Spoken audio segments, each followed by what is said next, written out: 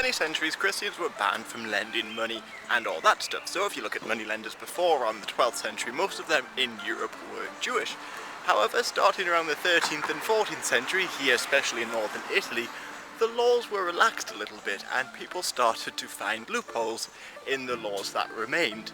So many banking families started to emerge. These banking families of course helped a lot of Italian cities develop a great deal of wealth and power, cities like Genoa, Venice and Florence. And I'll assume that you've heard of some of the banking families like the Medici, but in the 14th century, two families in particular from here in northern Italy controlled a great deal of Europe's wealth and banks, and they were the Bardis and the Peruzzis. Now these families of course had branches all over Italy, but they also had branches in cities like Seville and Barcelona, Marseille and Paris, London and Jerusalem and many others. And you might find in a lot of these cities today there are streets like in London named Lombard Street, and this is because these families were from Lombardy and a lot of the streets were just where the banks used to be. But anyway, these families managed to gradually work their way up and control a lot of the trade monopolies within Europe. For instance, they control the textiles coming out of Florence and a lot of the grain going into the Italian city. With their wealth, they sponsored a lot of early Renaissance artists like Giotto,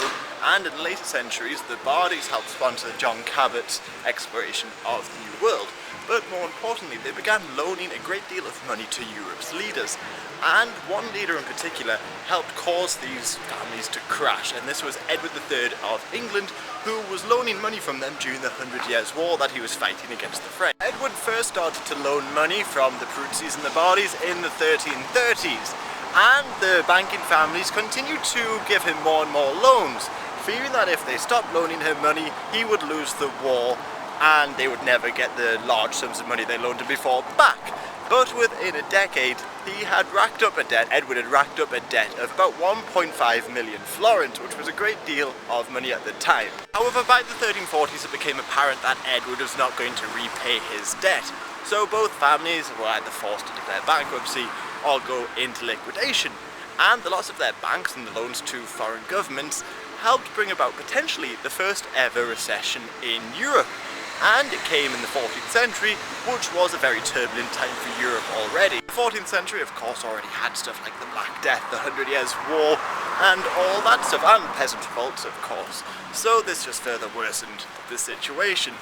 And their loss of wealth allowed room for other families, like the Medici and Florence, to become more powerful.